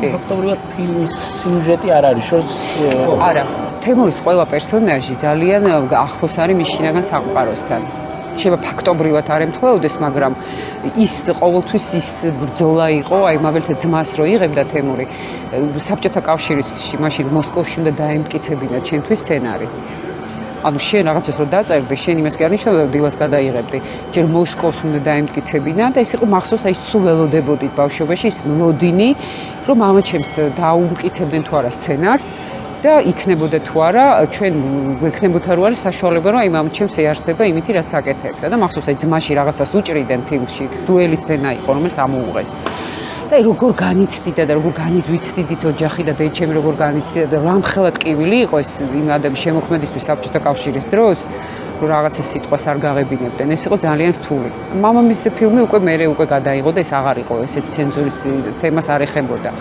მაგრამ აი ბეღურების გადაფრენა აკრძალული იყო იმიტომ რომ ეს საბჭოთა მოქალაქის ანტიპერსონაჟი იყო როგორ შეიძლება ხა ეს ტიპი ყოფილიყო საბჭოთა მოქალაქი ხო არანაირად აჯდებოდა საბჭოთა კონიუნქტურაში სულ სხვაგან არ ჯდებოდა და ეს იყო მართლაც რევოლუციური ფილმი, რომელიც სტუდენტური ფილმი უნდა ყოფილიყო და ნუ რა მასშტაბიც მიიღო, ყველამ კარგად ვიცი და გუჯა ბურდულის მე ეს თემა, ეს ფილმი შემოიდო იმაში, შემოდეს აკრძალული ფილმების თაროზე და რომ მოვიდა გორბაჩოვი და მისი ცოლი რაისა დაიწყეს გვაჩვენე თუ აი თაროზე შემოდებული ფილმების ესავრა სიაო და ნახეს ეს ბეღურების გადაფრენა და მაშინ მახსოვს რაისამ თქვა გორბაჩოვის ცოლმა რომ აი კაცი გუჯაზე და ის მაშინ ვერ იგებდა ხალხი ესა კაი კაცი აი კაი ეს კარგს ნიშნავდა თუ ცუს ნიშნავდა უკვე სუდათავარი ჩვენი საქმე თუ კარგად არის და მე უკვე რომ ეს წავიდა და ეს საბჭოთა კავშირის დროს თუ დარეკეს ქართულ ფილმში რომ არის აქ აგიჟდენ ფილმზე და აბა დავიწყოთ და ხელახლა ამოვხაჩო და გამოვიდეს და ვნახოთ და რაღაცა და მე კანშიც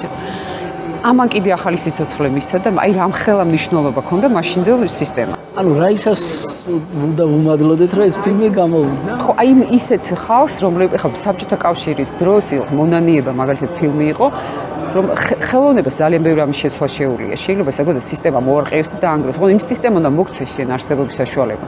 მაგრამ რადგანაც სისტემა უკვე ინგრეოდა, საბჭოთა სისტემა, წავიდა უკვე ისეთი ფილმების დაშვება, ჩვენება, გაკეთება, რომელსაც მასებზე გავლენის მოხდენა შეეძლო, უკვე ეს თან ერთად მოყვებოდა ამას. ამას არ შეუძლია მარტო, ეს ერთად ხდებოდა. და ამიტომ წამოვიდა ესეთი ფილმები, რომლებმაც ბევრი რაღაცა შეცვალეს და მათ შორის იყო ეს. რა ძალიან მაგარია ის რაისას ისტორია არ ვიცოდი. ჯილდო რო აიღო ეს ბერლინის ვერცხლის დათვი, იქ ესწრებოდა თუ აქ გააგებინეს? არა, ერთად იყვნენ წასულები. დედაჩემი, მამაჩემი, ჩემი პატარა ძმა გიორგი, გივი სიხარულიძე და ეს ნუ მაშინდელი კიდე ვისაც შეიძლება გასვლა და წასვლა და შოკი იყო აბსოლუტური ამ ფილმს, იმიტომ რომ ძალიან ძლიერი ეპოქა იყო მაშინ ამ რეჟისორების, ვინც მაგ პერიოდში, ეგ ძლიერი კასტი მათი რეჟისორების, მე მგონი იმის მერე ძალიან არც ყოფილა. უამრავი ძალიან ძლიერი რეჟისორი იყო და მაშინ აიღო პირველად ეს ვერცხლის დათვი და ნუ რაღაცა გარღვევა იყო რა თითქოს რაღაც სასწაული მოხდა მახსოვს ისეთი რაღაცა სხვა სამყარო შემოიტანა საერთოდ და რაღაც კინოში ახალი სიტყვა თქვეს ამ დროს რა რიმდა რიროზეც აუცილებლად მინდა გკითხოთ ნუ ალბათ ერთ-ერთი ყველაზე დასამახსოვრებელი საუნდტრეკი ქართულ ფილმებში თუ რამე არსებობს არის ეგ ყველა მიცის მე მგონი ასე მგონია და კომპოზიტორი არის ბატონი თემური დაწერის პროცესი თუ გახსოვთ რომ და ისიც საოცარი რაღაც ლაიტმოტივად რაც არის ფილმში მელოდია კომპოზიცია ხო ისიც რიმდარი რო არა კიდე მეორე კი ბატონო ეგეც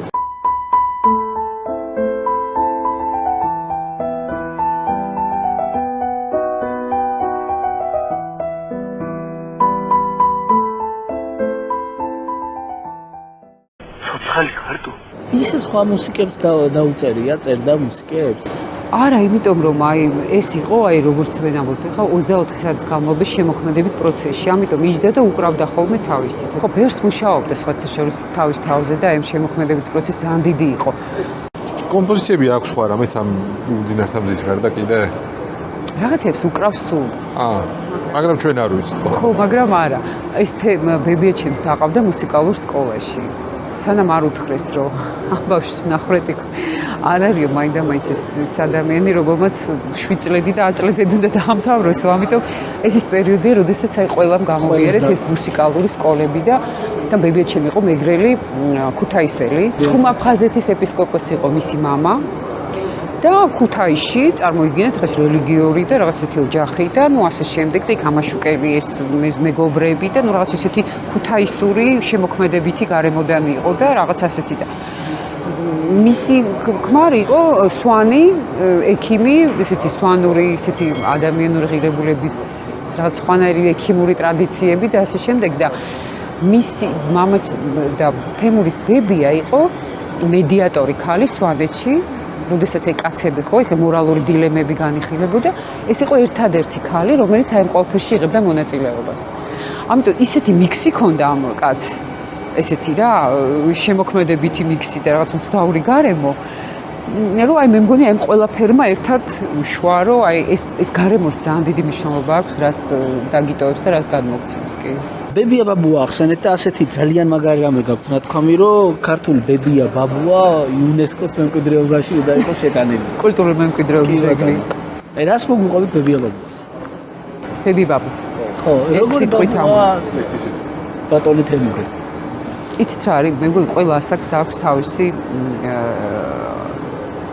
ყველა ასაკს მოაქვს შენი პიროვნების და შენი ემოციური ეტაპის დიდი ესეთი მნიშვნელოვანი გამოხატულება. ყველა ვარიანტში ეს დგება ეგ დრო, როცა შენ თავს გამოხატავ რაღაც ასაკში აბსოლუტურად განსხვავებულად, ვიდრე რაღაც დროს გამოხატავდი ეს ყველა ადამიანს აქვს. ეს რახან შემოქმედია, მინდა გითხრათ. აქ კიდევ სხვა კინემატოგრაფია ჩაირთვება. იცით რა არის? არის ენით აუწერლად თბილი და გამგები ბაბუა. უბრალოდ მე არ ვიცი რანაირად შეიძლება ბავშვი ესეთ დონეზე აიყვანოთ აღმატებულ სიმაღლეზე, როგორც ბები ბაბუ, ქართულ ბები ბაბუ შეუძლია. და ამის გამონაკლისი არ არის თემური და დედა ჩემი ლია, რომლებიც არიან უბრალოდ ბები ბაბუ, ცალ-ცალკე გენი საერთოდ არ დადიან. ცალ-ცალკე საერთოდ არ ცხოვრობენ, არ მოქმედებენ, არ ლაპარაკ, ცალ-ცალკე არაფერი არ განიხილება. და როდესაც თემური მუშაობს, დედა ჩემი ყოველთვის იქ არის, რომ ის წაიკითხოს, მოისმინოს, გაანალიზოს თემური რას აკეთებს. რას წერს, რომ მუშაობს, თემური რო წერს, მე ლიამ უნდა გადაუწეროს სუფთა ხელით, იმიტომ რომ ის თავის ნაწერს ვერ არჩევს. აი ეს ბები ბაბუ, განუყრელი ბები ბაბუ, აი ამ თავიანთ ცხოვრებაში, აი ამ ბავშვებთან ერთად ყოველდღიურობას იზიარებენ და არიან აი როგორ აგიხსნათ რა, უბრალოდ რაციონ დაკარგული, მინდა რომ სწორედ გამიგონ თუ ისმენენ. აი როგორც არის ქართველი ბებია და ბაბუა, რომელსაც შეუძლია უკიდეგანო სიყვარული მოგცეს, უკიდეგანო. იქში მორალური შეფასება, შესწორება, შენ როგორ იქცევი, რას აკე, იქ არაფერი აღმზრდელობითი არ განიხილება. ეს არის მხოლოდ იმხელა სიყვარულის მინიჭება, რომ ამხელა სიყვარული მე არ ვიცი დღეს შეიძლება ვინ შეიძლება, როდის ახლა მე საფრანგეთში დიდი ხანია ვცხოვრობ და ძალიან იშვიათად გამიგია უამრავი ადამიანი ჩვენ გარშემო. ძალიან ცოტა ვიცნობთ და ჩემს შვილსაც გაუმართლა ყავა, ეგეთი ბებია წავდა, მაგრამ ის რომ აი უბრალოდ შენთვის ცხოვრობდეს და მხოლოდ სიყვარული მოგანიჭოს, ესეთი რამე, ეს ისევ კულტურული მემკვიდრეობის დღეს ისეთი იშვიათია, რომ რაღაცა ისეთი განსაკუთრებული ჯიშის ცხოველები ხო არიან, გადარჩენის პირას რო არიან, ხო, წითელ წიგნში შესატანი. აი დაახლოებით ესე არის ქართული ბები და ბაბუ შესატანი, იმხელა სიმშვიდეს აძლევენ ბავშვებს. მიშოს ქონდა ქალბატონ ოლგა არაჩვეულებრივი იდეა, სხვადასხვა პარლამენტშიც დაინიცირდა, მაგრამ რატომღაც ჩვენთან სოციალურ ქსელში გამოიწვია მხოლოდ ქილიკი. ბებიის დღის დაწესება. პარლამენტს მივიმართ, ხო, ამერიკაშიც არის, თელ ევროპაშია. და სიმბოლურად დაამტხვია, ეს თავის-თავზე არ იტყვის და მე ვიტყვი.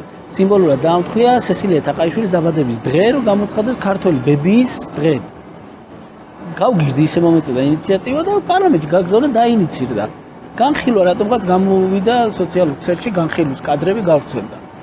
ეს საწოდავი ხო ლანძღეს, საიდან მოგაფიქრდა, რატომ მოგაფიქრდა, ეგღა გვაკლია. წეულიდნენ, გინება იქით იყო, წეული. აი მართლა ძალიან ორიგინალური ბებიები წევლიდნენ. რატო წევლიდნენ? არ ვიცი, რა ვიცი.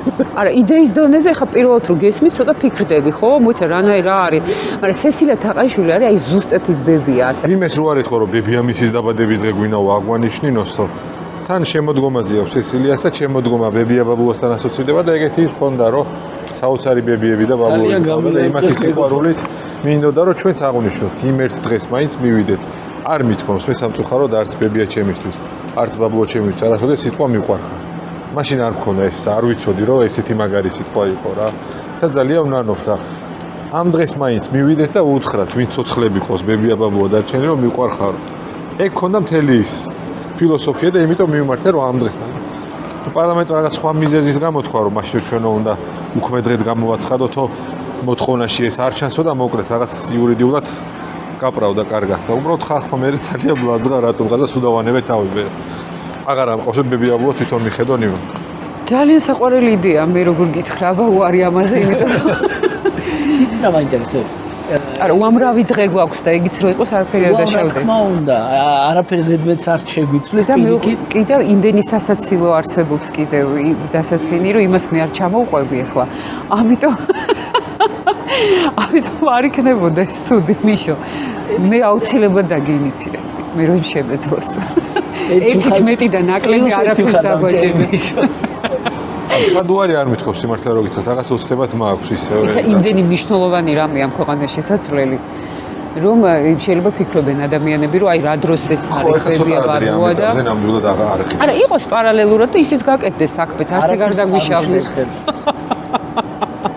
რა ვიცი 1000-ნაირი დღე არსებობს და ემიგრაციამ თუ შეცვალა ბატონთან ალბათ კი ალბათ როგორც ყველა ისე შეცვალა ემიგრაცია საქართველოს ხშირად ჩამოდის კი რა თქმა უნდა ძალიან ხშირად ჩამოდის კი და აქ არის ხოლმე ხშირად ეხლა არის უბრალოდ რაღაც რამდენიმე თვეა გადამოვეთ მოხდა რომ იქ დაემთხვა რომ არის თორე რა თქმა უნდა ჩამოდის და კი როგორ არა გიждდება საქართველოს ეს სვანეთშიც იყო ცოტა ხნის წინ და რა თქმა უნდა მეგობრები და ქვეყანა მისი მნიშვნელოვანი როგორ არა ჩამოდის ნუ ემიგრაცია ხა ყველას ცვლის უბრალოდ სხვანაირად განახებს შენ თავს შენ ქვეყანას ახალ რაღაცებს გასწავლის უფრო ასე თუ ისე უფრო ტოლერანტულს ხდის ბევრ რაღაცაში იმიტომ რომ უფრო შორს ხარ და კიდე რაღაცებს უფრო ძვირფასად აფასებ ბევრ რამეს სწავლობ შენ იდენტობას კიდე ბევრნაირად აფასებ ვინახარ ახარ გაუცხო გარემოში კიდე სხვა რეალობაში შედიხარ არ გაუჭირდა თავის დამკვიდრება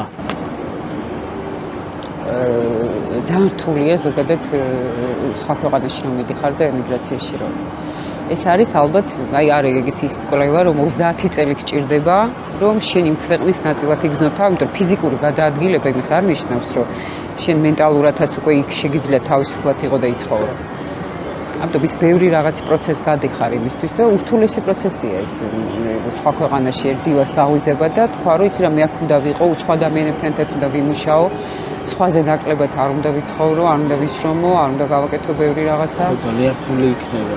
ურთულესი პროცესია. მე უბრალოდ ჩვენ ვერ დავინახეთ, იმდენ ვიმუშავეთ თავიდან, ისეთი უბრალოდ ისეთ გარემოში მოგვიწია მოხვედრა, რომ მით უმეტეს ჩვენ ძმებს და ასე შემდეგ, რომ თქვენ ქალიშვილებზე რო გითხრათ ის რაც შეიძლება. 10 წელია სხვაობა რამდენადაც ვიცი.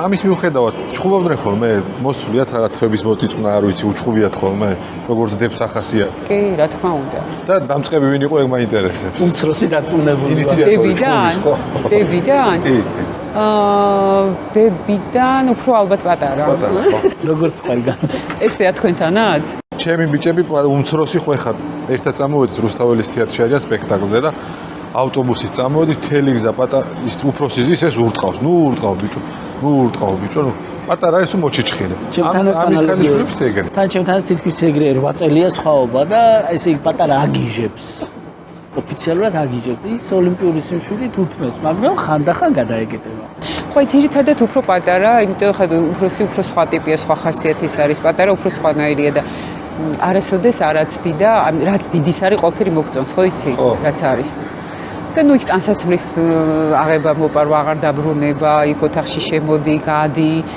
აი რა ვიცი ყველა ფერზე ნებისმიერ თემაზე რაზეც შეიძლება ეჩხუბათ უფროს დას და პატარას ამ დროს იცავდა მაგრამ ძალიან მაგრათაც უჩხუბია თუ რა თქმა უნდა. მე ძირითადად არ ვერევი ხოლმე ეგეთ რაღაც. ბებიის გამოცდილებას მედიატორობას ხوار იყენებთ ხოლმე. მე აბსოლუტურად უზრუნველი ვარ მაგ საკითხში და ხანდისხანდა ჩემ წინააღმდეგათაც რო ერთიანდებიან რაღაც საკითხებში ხო არის ესე რომ ის შენ წინააღმდეგე ისინი ერთიანდებიან და ყველას აქვს შენთან პრეტენზია, სიხარულის და პრეტენზიაც ხო როგორც შევმოთ. მე სხვათა შორის მომწონს. აღარ ვაქცევ ხოლმე ყურადღებას. საქართველოში ახერხებენ ხოლმე ალბათ ჩამოსვლას, ხო? კი. და ძალიან ხშირად ჩამოდიან საქართველოში და რაც უყვართ აქავრობა და არიან. სვანური თუ იცით? არა. ბატონო თემურმა? რა თქმა უნდა. სვანური იყო ჩვენ ოჯახში ენა. საიდუმლო ენა ხო არსებობს. მახსოვს პატარობაში მე და ჩემმა კლასელმა მოვიგონეთ ამბანი. და ესე წერილებს რომ ერთმანეთს ხო უყლიდით კლასში ესე რომ არავის არ წაიკითხა ჩვენ ერთმანეთს ამ ამბანით ვწერდით და ვერ იგებდა ვიღაც თუ დაიჭერდა ვერ იგებდა რა ეძაის. რა კარგი მეთოდი. ესეთი იყო სვანური ჩვენ ოჯახში. მამა ჩემი, ბებია ჩემი, მამიდა ჩემი განიხილავდნენ ყველაფერს სვანურად. ისე რომ ჩვენ ბავშვებს არ გაგვეგო რაღაც თემები იყო რომ ჩემსაც არ ესმოდა.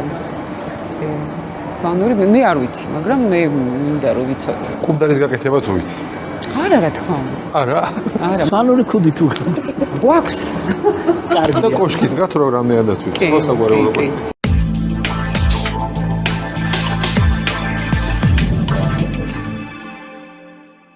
ღვინოს თა როგორი ხო და დამოკიდებული? ვის მე? ღვინო თქვენც და ბატონ თემურს. ბატონ თემურსი ძალიან უყვარდა ღვინო, მე მინდა გითხრათ, მაგრამ ეხლა უკვე ისეთ ასაკშია რომ ღვინის სიყვარული დიდად არ შეიძლება.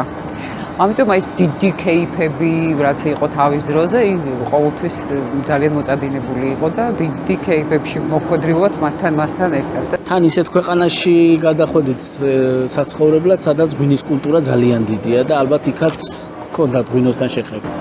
ძირითადად საქართველოში უფრო იყო ეს ღრეობის საკითხები, მინდა გითხრათ და გელა, ჩემი ძმა გელა ყოველთვის დაყავდა თავისთან ერთად რა, ეს სუფრებზე და შეხვედრებზე და მეგობრებთან ერთად და მოგზაურ მოსკოვში და თბილისში და სოჩაში და იყო ერთი ამბავი როგორც იყო რა. და გელას არ ტოვებდა 90-იანებში, სკოლიდან მიყავდა თუ სადმე ფესტივალზე, სოჩის ფესტივალზე მიყავდა ეგრევე, მის მაგაცებს წაუყვანია 1-2 რომ ბარემ წავიყვან ერთად. აი ამ ყველაფერში ერთად გელას არასოდეს არ დაულევია. დგელა თქვა რომ მე არასდროს არ დავლევ ეს რაც ვნახე არ ყოფილა კარგი. ამიტომ არასოდეს არ დავ. იმას აქვს რა ქვია დოჩანაშვილს აქვს ზუსტად მაგ ხორუმი ქართული ცეკვა. მე იმიტომ კი ავსო რომ მიყვარსო. არც ერთი ლოთი კაცი შვილი ლოთი არ ხდება და ბავშვებს რომ მაგალითი მიცი მაგითოს. ძალიან მაგარი. ხო და ანუ გელა მაგალითად აიღო რომ არ უნდა დაეღო. ისიც გითხარით თამადობა თუ უყვარდა ბატონთან? თუ თამადობდა ხოლმე?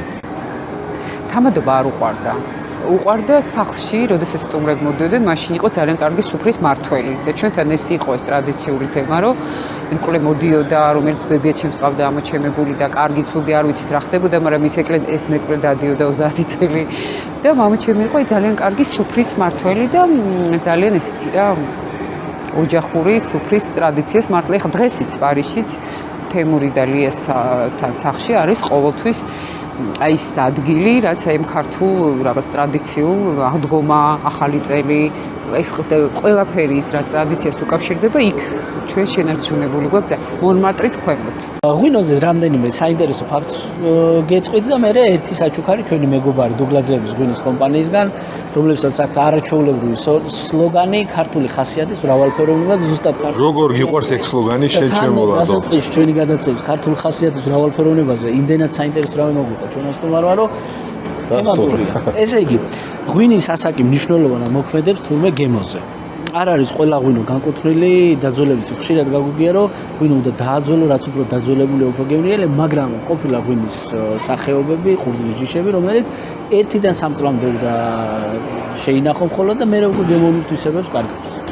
კი ბატონო და განსაკუთრებით ფრანგი სომელიები ბრაზდებიან თურმე ღვინოში ყინულს რო აგდებენ.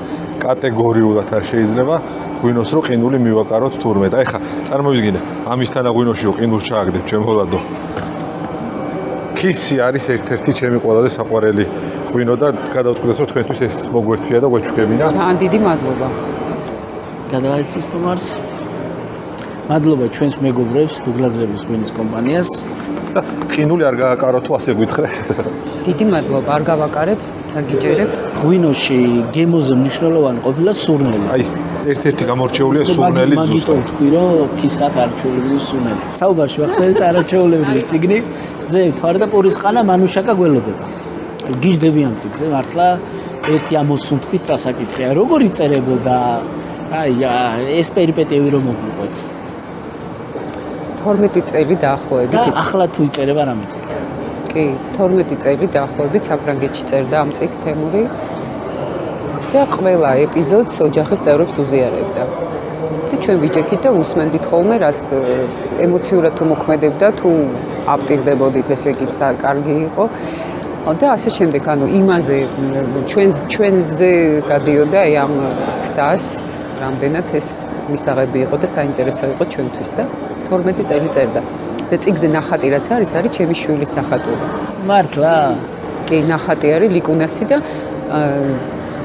ლიკუნა პატარა რო გაჩნდა, მე მაშინ ძალიან პატარა ვიყავი და თემურიმ და ლიამ, როგორც აი მეხუთე შვილი, ისე ყავდათ ეს ლიკუნა და ჩვენი პატარა დასავით იყო. კი, იყო ჩემი შვილი, მაგრამ ოჯახში ესე მოიკითხებოდა.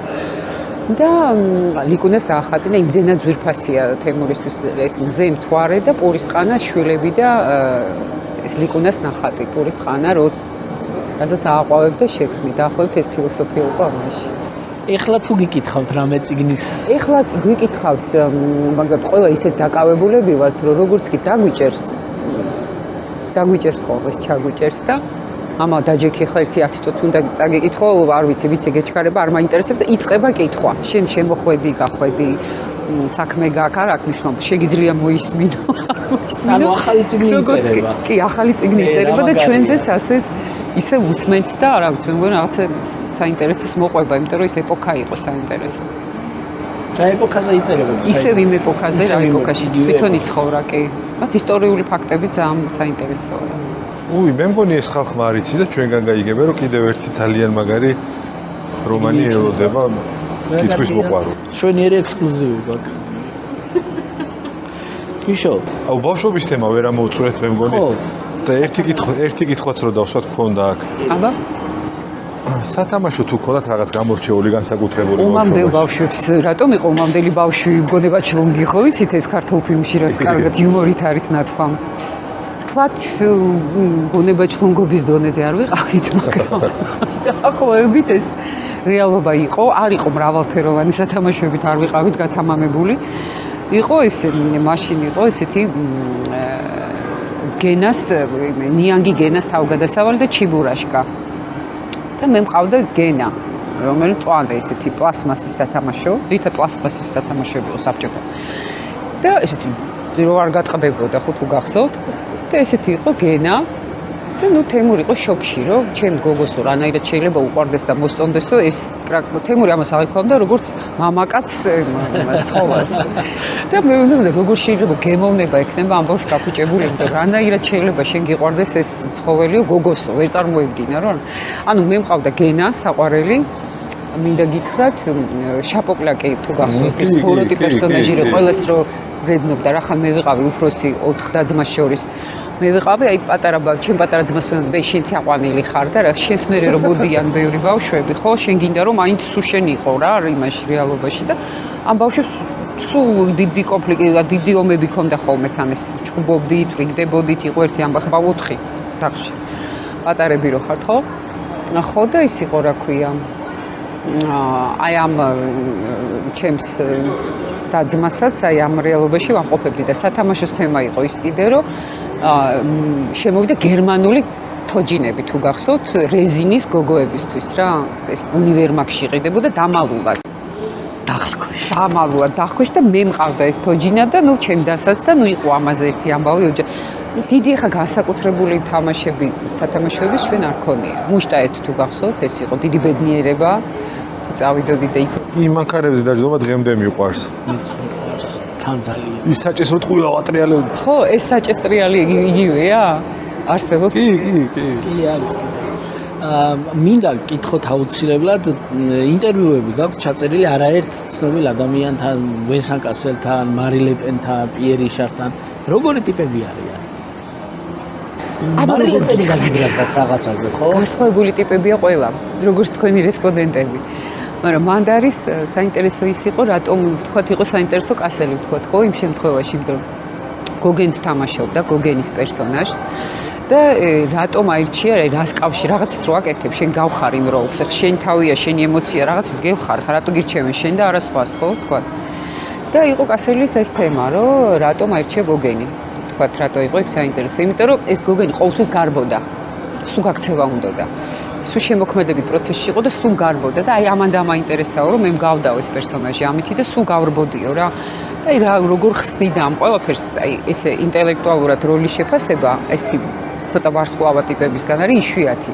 და ჩვენ თითქოს რაღაც სხვა პერსონაჟებად აღვიქავთ, რაც კინოს პერსონაჟებად, იქ მხოლოდ პროცესია შემოქმედებით, ხო? ამიტომ გოგენი რა მნიშვნელობის იყო კასელთან, ეს იყო საინტერესო. ნუ ლეპენის მე არ ვარ პოლიტიკოსი და ამიტომ ეს პოლიტიკური ძაფრი, ჩაშლითი კითხვები არ მქონია, უბრალოდ მაინტერესებდა როგორც პერსონაჟი ქალი, რომელიც იყო ესეთი ძალიან ნაციონალური განწყობებით და ასე შემდეგ. დღესიც პოლიტიკური კონფლიქტები აქვს, მე უბრალოდ მაინტერესებდა ჩემ ქვეყანას როგორ ხედავდა და საქართველოს როგორ აღიქვავდა აი ამ ამერიკა-რუსეთს ომს შორის რაღაცა რეალობაში მოქცეული ჩვენ გავლენებზე ქვეყანაზე და ასე შემდეგ და კი რაღაცებზე გაბრაზდა, იმიტომ რომ არ იყო სასიამოვნო ვთქვათ იმ თემებზე ლაპარაკი, რაც მისთვის მიუღებელი იყო მისი პოლიტიკური ესეთი დისკურიდან გამომდინარე. ნუ განსაკუთრებული რევოლუციური არაფერი არ მოხდა. ძალიან დიდი იმედი მაქვს ჩვენ არ გავაბრაზეთ ჩვენი საოცარი რესპონდენტი ჩემოლა. პიერი შარი მე მაინც იქ ვარ. იცით რა არის პიერი შარი როგორ გითხრა? პიერი შარი ყოველთვის საყვარელი პიერი შარია და მე ძალიან მიხარობ. არ უთხარ, ანუ მამას ხო ქონდა შეხება კულინარის აი მამა ჩემის თოფი, ნაჩუქარი თოფი გამომიტანა რომ მივედი სტუმრად. მართლა. აი ეს იყო და ეს ჩემთვის ძალიან საინტერესო. ერთ-ერთი საინტერესო ხა იმათმა ეპოქა შექმნეს და ეს კი ცალკე ჩასაშლელი თემაა, მაგრამ თუ მარტივ დონეზე გვაინტერესებს ეს არის კი. ხო, რავი, მიშომ რაც თქვა, იგივეს გავიმეორებ, რომ მართლა იმდენად საინტერესოც წავიდა დღევანდელი საუბარი, რომ ერთიანდეს კიდევ ვისაუბრებ, მაგრამ აღარც თქვენ იმყოფინე გივილო. ხო, თქვენ მოთმინებას ბოროტად არ გამოცდია, ძალიან დიდი მადლობა. მადლობა თქვენ. დასასრულისთვის მინდა უძინართა მზიდან ისევ დაუბრუნდები, როცა ოპერაციის მერე უკვე მთავარი გმირი ცუდად არის ძალიან და შვილს როგორ არიგებს ჭკუას რა. იმას წავიკითხავ და მე ხმას აღარ მოვიღებ მეც. არასოდეს არაფერი მოიპარო. შიმშილითაც რომ კვდებოდე მაინც. ყველა ადამიანს აქვს რაღაც ისეთი, რის გამოც შეიძლება გიყვარდეს, ან გეცოდებოდეს მაინც. ამიტომ იოლად ნურავის ნუ გაიმეტებ, არ ვიცი. ძალიან მაგარი სიტყვებია და ჩვენ შვილებსაც რო ვასწავლოთ ეს ურიგო არ იქნებოდა. ოღონდ მართლა ესეთი ადამიანია, ეს არ არის უბრალოდ მასაზე გათვლილი სიტყვები. ნამდვილად ესეთი და მანდ არ არის კიდე ნათქვამი და პოლიტიკაში არასოდეს არ ჩაერიევა. ეს იყო ის, რაც მამამისმა თვითონ დაუტოვა თემურის როგორც სიტყვა, იმიტომ რომ იქ იმდენი რაღაც ადამიანის ბედი წყდება ბევრ რაღაცაში და ის ისეთი რა სირთულეებია და ისეთი გავლენები შეიძლება იქონიოს, რომ იმ შენ ბევრ პასუხისმგებლობას შეიძლება კარგი და ცუდი უკვე ვეღარ არჩევ. ანუ ბევრი რაღაცა რაც პოლიტიკასთან კავშირში ჩემთვის არ რთული იყო და ყოველთვის ამას მამამისმა დაუბარა ეს. და მან დაწერია ეგ უბრალოდ და ამიტომ ჩვენი აზრი ბევრ ამაზე გაგვაჩნია, მაგრამ მე ვფიქრობ, რომ ყველა თუ თავის საქმეს სწორედ აკეთებს და სამართლიანი ხარ შენ თვითონ, ეს მე მგონი კიდევ უდიდესი მიღწევაა დღევანდელ რეალობაში. ხოდა ნუ გავიმეტებთ ადამიანია ერთმანეთს რა გვაქვს რაღაც ბევრი რაღაცა რის გამოც შეგვიძლია გვიყვარდეს. ერთმანეთი ყოველ შემთხვევაში არ გუძულდეს მაინც. კიდევ ერთხელ დიდი მადლობა მაყურებელს და შევახსენოთ, რომ გამოიწეროთ ჩვენი არხი YouTube-ზე, Facebook-ზე, TikTok-ზე. თქვენთვის ერთი თითის დაჭერა, გვერდის გამოწერა ჩვენთვის ძალიან დიდი მხარდაჭერაა და ამიტომ გამოიწერეთ, მოიწონეთ და დააკომენტარეთ ჩვენი ვიდეოები. ძალიან დიდი მადლობა, ძალიან სასიამოვნო იყო თქვენთან საუბარი და იმედია, რომ თქვენ უფრო მეტი და მეტი მაყურებელი გეყოლებათ. ძალიან დიდი მადლობა. მადლობა თქვენ.